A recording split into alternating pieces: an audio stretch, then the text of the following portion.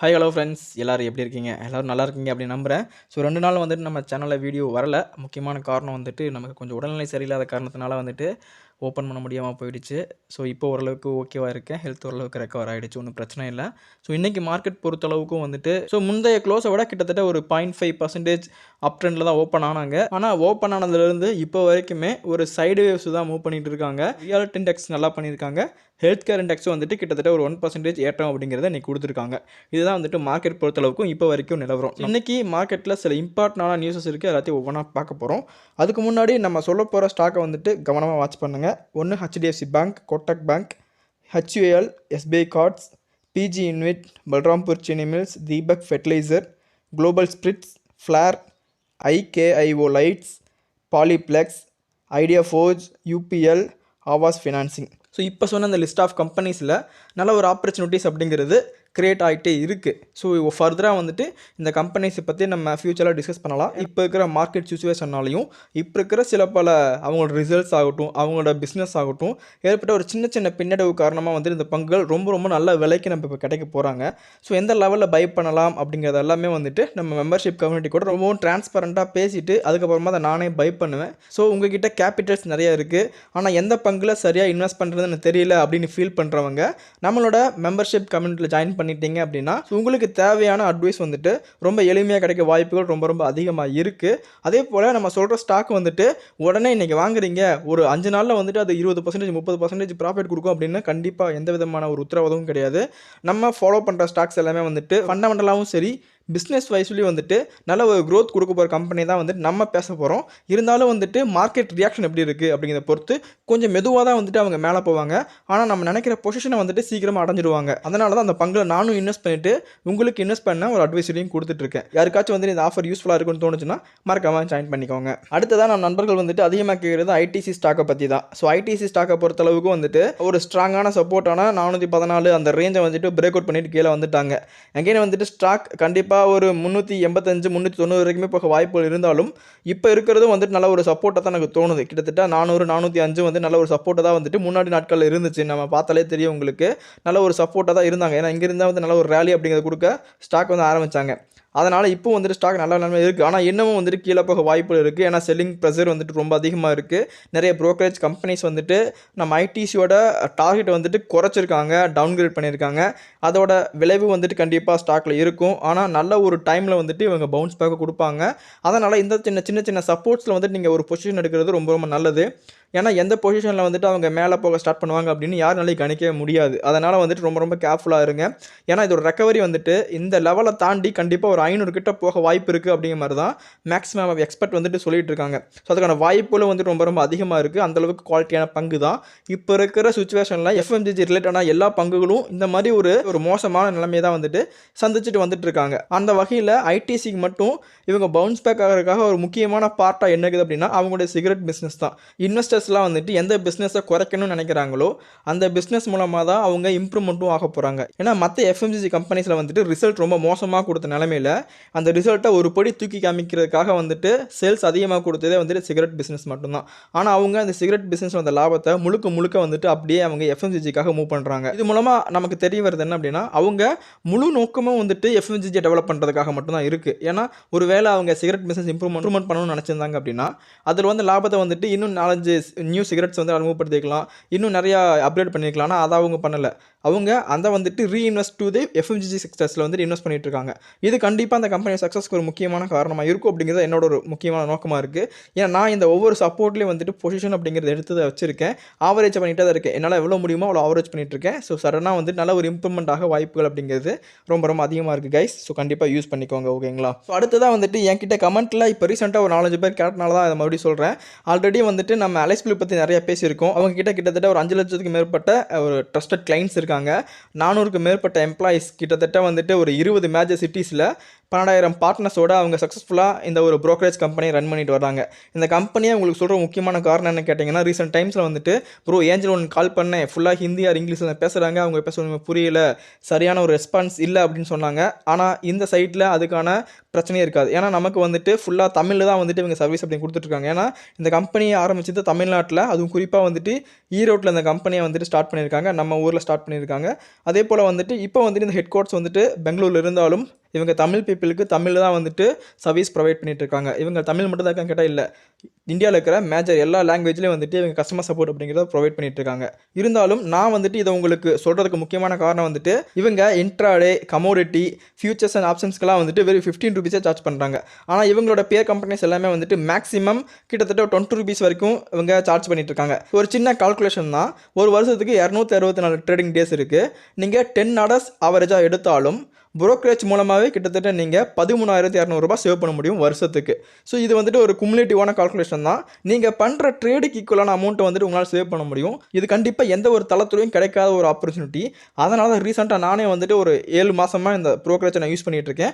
அதுக்கு முன்னாடி வந்துட்டு நான் ஜெரோதா யூஸ் பண்ணியிருக்கேன், ஏஞ்சல் யூஸ் பண்ணியிருக்கேன். இது ரெண்டுலையுமே கிடைக்காத ஒரு பெனிஃபிட் வந்துட்டு இப்போ எனக்கு கிடச்சிருக்கு.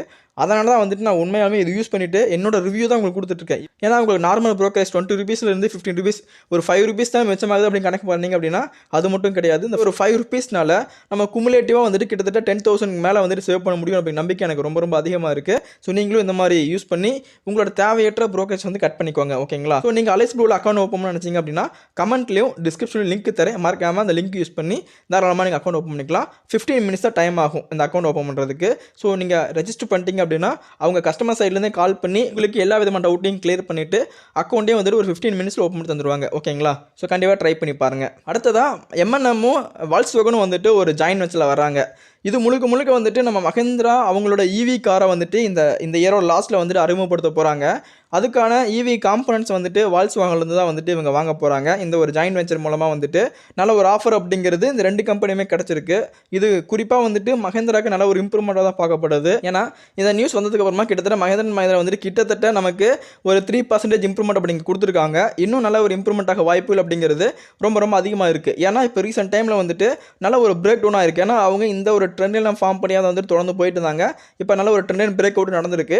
இந்த ஸ்டாக்கை பொறுத்தவரைக்கும் ரொம்ப நல்ல நியூஸ் தான். திரும்பவும் வந்துட்டு இங்கே ஒரு ரீடெஸ்ட் பண்ணாங்க அப்படின்னா நம்ம இந்த இடத்துல அதை கன்சிடர் பண்ண ஸ்டார்ட் பண்ணலாம். ஆல்ரெடி இந்த ஸ்டாக்கை நம்ம கிட்டத்தட்ட ஒரு 1,450 ரூபாய் கன்சிடர் பண்ணணும். யாராருக்கெல்லாம் ஞாபகம் இருக்குது அப்படிங்கிறது தெரியல. நம்ம இந்த லெவலில் நம்ம பை பண்ணி வச்சிருக்கோம். ஸோ டெஃபினட்டாக வந்துட்டு எல்லாருக்குமே இது ஒரு யூஸ்ஃபுல்லாக இன்ஃபர்மேஷனாக இருக்கும். ஸோ இன்னும் நீங்கள் கன்சிடர் பண்ணலாம்னு நினைக்கிறவங்க இந்த இடம் வந்து நல்ல ஒரு பொசிஷனாக தான் எனக்கு தோணுது. ஸோ டெஃபினட்டாக இந்த இடம் நீங்கள் கன்சிடர் பண்ணி வச்சுக்கோங்க. ஏன்னா ஃபர்தராக வந்துட்டு இவங்களும் ஈவிக்குள்ளே வந்தாங்க அப்படின்னா ஸோ ஈவி மார்க்கெட்டோட புல்லிஷ் ட்ரெண்ட்னால வந்துட்டு இந்த ஸ்டாக்கும் நல்ல ஒரு மேலே போகிறக்கான வாய்ப்புகள் அப்படிங்கிறதும் ரொம்ப ரொம்ப அதிகமாக இருக்குது கைஸ். ஸோ கண்டிப்பாக இதையும் ஃபாலோ பண்ணி வச்சுக்கோங்க. அடுத்ததாக பேடிஎம் பேமெண்ட் பேங்க் மக்களோட நம்பிக்கையை கொஞ்சமே இழந்துக்கிட்டே வர்றாங்க. அது மட்டும் இல்லாமல் இப்போ இவங்க NHAIயோட அத்தன்டிகேஷனையும் வந்துட்டு இழந்திருக்காங்க. எதுக்காக அப்படின்னா அவங்களோட ஃபாஸ்டாக் இஷ்யூனால வந்துட்டு இந்த ஒரு அத்தன்டிகேஷனும் அவங்ககிட்ட பறிக்கப்பட்டது அப்படிங்கிறது மட்டும் இப்போ கிடச்சிருக்கு இந்த நியூஸ் வந்துட்டு. ஆனால் இன்றைக்கி ஸ்டாக் ப்ரைஸில் ஒரு சின்ன இம்ப்ரூவ்மெண்ட் அப்படிங்கிறத நம்மளால் பார்க்க முடிஞ்சிச்சு. கிட்டத்தட்ட ஒரு 5% பக்கம் இம்ப்ரூவ்மெண்ட் ஆகிருக்கு. ஸோ டெஃபினட்டாக இந்த ஒரு சின்ன சின்ன இம்ப்ரூவ்மெண்ட்டை பார்த்துட்டு நீங்கள் ஸ்டாக்லவே மாட்டிக்காதீங்க. ஏன்னா இந்த ஸ்டாக்கை பற்றி இன்னும் தெளிவான விளக்கம் அப்படிங்கிறது நமக்கு கிடைக்கல. இந்த ஸ்டாக்கோட நிலைமை என்ன, இந்த ஆப் என்ன ஆக போகுது, இந்த ஆப் யார் வாங்க போகிறாங்க அப்படிங்கிற எந்த ஒரு தகவலுமே கிடைக்கல. ஏன்னா இந்த ஸ்டாக்கோட ஒரிஜினல் ப்ரைஸ் வந்து கிட்டத்தட்ட 1000 கிட்ட இருக்கும். இருந்தாலும் இப்போ வந்துட்டு நமக்கு ஒரு 340 அந்த ரேஞ்சில் இருக்குது அப்படிங்கிறனால நல்ல ஒரு ஆஃபரில் கிடைக்குது அப்படின்னு தயவு செஞ்சு நீங்கள் பை பண்ணாதீங்க, வெயிட் பண்ணுங்கள். ஏன்னா நல்ல ஒரு நியூஸ் வந்ததுக்கப்புறமா இந்த ஸ்டாக் வந்துட்டு திரும்ப 400, 450, 500 போகுதுன்னு வைங்களேன், அதுக்கப்புறம் கூட நம்ம வாங்கிக்கலாம். ஏன்னா அதுக்கப்புறம் கூட 500 to 500 நல்ல ஒரு ப்ராஃபிட் தான். ஆனால் இந்த மாதிரி ரொம்ப ரொம்ப அடிமட்டமான ப்ரைஸில் கிடைக்கிது அப்படின்னு சில ஸ்டாக்கில் வாங்கலாம். ஆனால் இந்த ஸ்டாக்கை வாங்குறது கண்டிப்பாக ஒரு ஆபத்து தான். உங்கள்கிட்ட கேபிட்டல் ரொம்ப இருக்குன்னு ஃபீல் பண்ணீங்க, நான் 100% ரிஸ்க் எடுக்க தயாராக இருக்கேன் அப்படின்னு நினைக்கிறவங்க மட்டும் இதை நீங்கள் ஃபோக்கஸ் பண்ணுங்கள். இது என்னோட ஒப்பீனியன் கிடையவே கிடையாது. ஃபாஸ்டாக் இஷ்யூ பண்ணுறதுல பிரச்சனை வந்தனால அவங்க வந்துட்டு NHAIயோட அத்தன்டிகேஷனையும் வந்துட்டு இழந்துட்டாங்க அப்படிங்கிறத மட்டும் தான் இன்றைக்கான நியூஸ். அதை மட்டும் தான் உங்களுக்கு சொல்ல வந்தேன். இதில் கன்சிடர் பண்ணலாமா வேண்டாமா விற்கலாமா அப்படிங்கிற எந்த ஒப்பீனியனும் உங்களுக்கு சொல்கிறதாக இல்லை. ஸோ நான் என்ன சொல்கிறேன் அப்படின்னா என்னோடய ஃபாலோவர்ஸ் வந்துட்டு இந்த மாதிரி ஸ்டாக்கில் மாட்டிக்கக்கூடாது அப்படிங்கிறதுக்காக இதை நீங்கள் கன்சிடர் பண்ண வேண்டாம் அப்படிங்கிற மாதிரி உங்களோட ஒப்பீனியன் மட்டும் ஷேர் பண்ணுறேன். உங்களுக்கும் ஓகேவா இருந்துச்சு நீங்கள் ஃபாலோ பண்ணிக்காங்க, சரிங்களா? அடுத்தது ஆக்சிஸ் பேங்க் பற்றி ஆல்ரெடி நேற்றே இந்த நியூஸ் வந்துச்சு, நான் பார்த்தேன். ஆனால் உங்களுக்கு கன்வே பண்ண முடியாமல் போயிடுச்சு. அதனால் இந்த இஷ்யூ பற்றி நான் அவங்கள்ட்ட பேசி ஆகணும். ஏன்னா இவங்ககிட்ட வந்துட்டு சுப்பிரமணிய சுவாமி வந்துட்டு ஒரு கேஸ் ஃபைல் பண்ணியிருக்காரு. என்னென்னு பார்த்தீங்கன்னா இவங்க மேக்ஸ் ஃபினான்ஷியல் கூட ஸ்டாக்கில் சில இல்லீகலான ஆக்டிவிட்டீஸ் பண்ணியிருக்காங்க, அதுக்கான ஆதாரம் இருக்குது அப்படிங்கிற மாதிரி ஒரு கேஸ் போட்டிருக்காரு. அதுக்காக வந்துட்டு ஆக்சிஸ் பேங்க்கும் சரி மேக்ஸ் ஃபினான்ஷியல் சர்வீஸும் சரி 2 பேருமே வந்துட்டு அதுக்கு கண்டனம் தான் தெரிவிச்சிருக்காங்க. அந்த மாதிரி எந்த ஒரு இல்லீகல் ஆக்டிவிட்டீஸும் நாங்கள் பண்ணவே இல்லை, அதுக்கான எந்த ஒரு ஆதாரமும் இருக்குதுன்னு சொன்னால் அது கண்டிப்பாக பொய்யாக தான் இருக்கும்.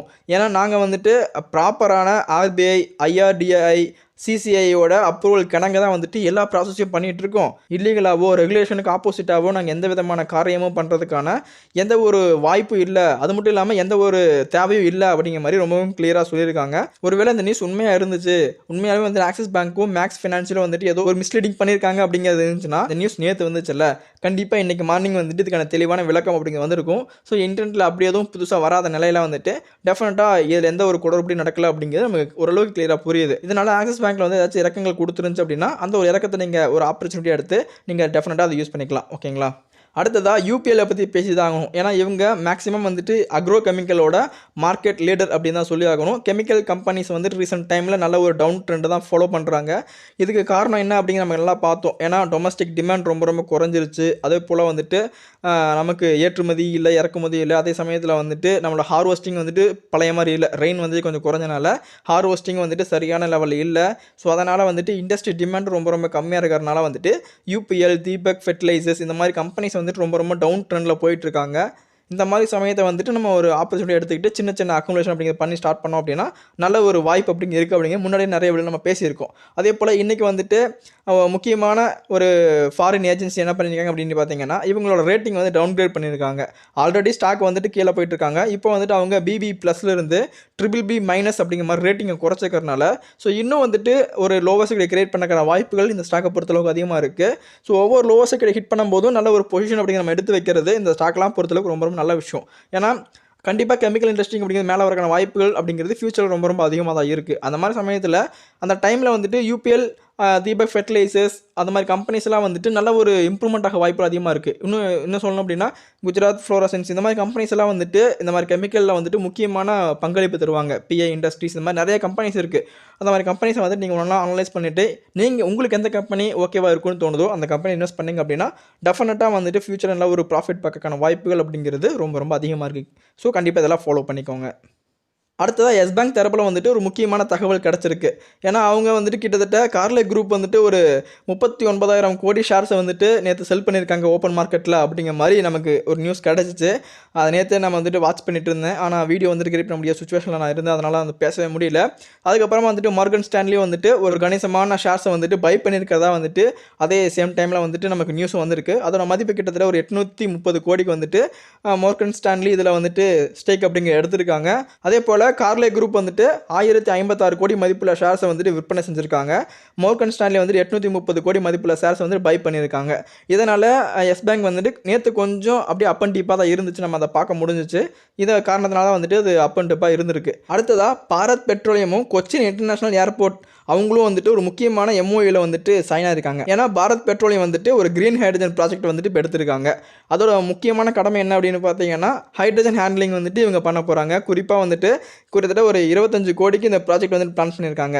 ஸோ இந்த ஒரு ப்ராஜெக்ட் மூலமாக வந்துட்டு ஒரு நல்ல ஒரு இனோவேஷன் வந்து கொண்டு வர போகிறோம் அப்படிங்கிற மாதிரியும் சொல்லியிருக்காங்க. ஏன்னா அந்த ஆட்டோமொபைலில் வந்துட்டு ஹைட்ரஜன் ஹேண்ட்லிங் அப்படிங்கிறது ரொம்ப ரொம்ப கிரிட்டிக்கலான ஒரு விஷயம். ஏன்னா ஹைட்ரஜன் வந்துட்டு ஹைலி எக்ஸ்ப்ளோரிங் கண்டென்ட். ஸோ அதை வந்து யூஸ் கொண்டு வரது அப்படிங்கிறது வந்து ரொம்ப ரொம்ப ஒரு முக்கியமான ப்ராசஸ். அதை வந்துட்டு சரியான முறையில் கொண்டு வரணும் அப்படிங்கிறதுக்காக வந்துட்டு இவங்க பாரத் பெட்ரோலியம் கூட ஒரு MOU சைன் பண்ணியிருக்காங்க. ஸோ டெஃபினட்டாக இந்த மாதிரி ப்ராஜெக்ட்ஸ் வந்துட்டு ஃபியூச்சரில் நல்ல ஒரு ப்ராஃபிட் கொடுக்கறதுக்கான வாய்ப்புகள் அப்படிங்கிறது ரொம்ப ரொம்ப அதிகமாக இருக்குது. ஸோ இந்த ப்ராஜெக்ட் மூலமாக வந்துட்டு பாரத் பெட்ரோலியமும் இன்றைக்கி நல்ல ஒரு இம்ப்ரூவ்மெண்ட் ஆகிருந்துச்சு. அது மட்டும் இல்லாமல் மார்கன் ஸ்டான்லி ஆல்சோ வந்துட்டு பாரத் பெட்ரோலியமுக்கு பை ரேட்டிங் கொடுத்துருக்காங்க. ஸோ கிட்டத்தட்ட ஒரு 30% மேலே இம்ப்ரூவ்மெண்ட் ஆகிற வாய்ப்பு இருக்குது அப்படிங்கிற மாதிரியும் வந்துட்டு மார்கன் ஸ்டான்லி குறிப்பிட்டிருக்காங்க. ஸோ யாராச்சும் கன்சிடர் பண்ண நினச்சிங்க அப்படின்னா ஸோ இப்போ நீங்கள் கன்சிடர் பண்ண ஸ்டார்ட் பண்ணுங்கள். ஓகேங்களா? ஸோ நீங்களும் ஃபாலோ பண்ணிவிட்டு நீங்கள் என்ன முடிவெடுக்கிறீங்க அப்படிங்கிறத யோசிச்சு பார்த்துட்டு நீங்கள் முடிவு பண்ணுங்கள். ஓகேங்களா? அடுத்தல சிப்பிலா வந்துட்டு CSIR கூட ஒரு பார்ட்னர்ஷிப்பில் வர்றாங்க. எதுக்காக அப்படின்னா ஒரு ஃபார்முலேஷன் ப்ராடக்ட் வந்து ரெடி பண்ண போகிறாங்க ஃபங்கல் இன்ஃபெக்ஷனுக்காக. ஸோ ஐயில் வரப்போகிற ஃபங்கல் இன்ஃபெக்ஷனுக்காக வந்துட்டு ஒரு ட்ரக் வந்துட்டு ரெடி பண்ணிட்டு இருக்காங்க. அதுக்கான ஒரு பார்ட்னர்ஷிப் வந்துட்டு இப்போ CSIR கூட பண்ணியிருக்காங்க. ஏன்னா CSIR அப்படிங்கிறது வந்துட்டு இந்த மாதிரி காம்ப்ளிகேட்டடான ப்ராஜெக்ட்ஸ் வந்துட்டு ஈஸியாக கையாளுவாங்க அப்படி நம்பிக்கையில் வந்துட்டு இப்போ இவங்க CSIR கூட ஜாயின் பண்ணியிருக்காங்க. இந்த ஒரு கொலாபரேஷன் மூலமாக வந்துட்டு ஐயில் வர ஃபங்கல் இன்ஃபெக்ஷனுக்கு ஒரு ஆன்டி ஃபங்கல் ட்ரக்கை வந்து ரெடி பண்ண போகிறதா சொல்லியிருக்காங்க. இது கண்டிப்பாக சிப்பிலா பொறுத்தளவுக்கு நல்ல ஒரு இம்ப்ரூவ்மெண்ட் தான். ஆல்ரெடி இவங்களோட Q3 ரிசல்ட்னால நல்ல ஒரு இம்ப்ரூவ்மெண்ட்டை சிப்பிலா கொடுத்துருக்காங்க. ரீசெண்டாக மார்க்கெட் ஹையில் இருக்காங்க. அதே போல் இந்த நியூஸும் வந்துட்டு இவங்களுக்கு நல்ல ஒரு இம்ப்ரூவ்மெண்ட்டை வர ரொம்ப ரொம்ப ஹெல்ப்ஃபுல்லாக இருக்கும்.